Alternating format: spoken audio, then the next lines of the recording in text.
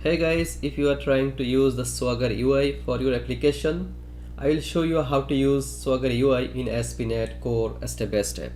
Alright, so let's go to your solution and we need to add dependency. So that is gonna be manage NuGet packages and type Swagger.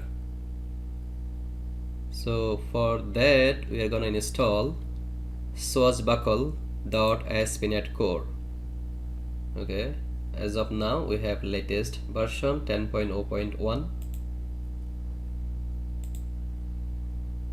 installed. Then let's go to the programs. Here make sure you have these two configuration. One is the add OpenAPI, right, and the other one is app.map OpenAPI.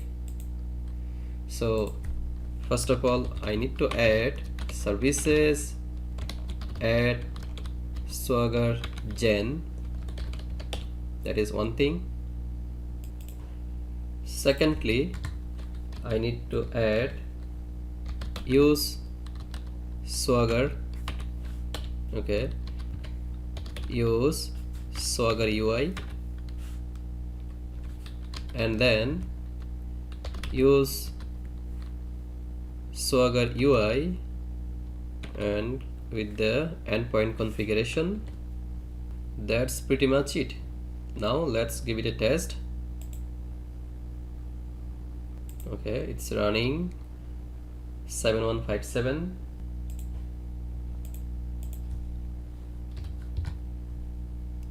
Yep, so this is the Swagger UI, right? And I have all the API endpoints here and schemas. Oops. Execute. Yep, I have the list of products. I can create a product, also get product by ID, provide the ID. Yep, so we can get that product, right? Also you can use all the remaining methods there. Similarly, we can also see the schemas like product and product request. That's it.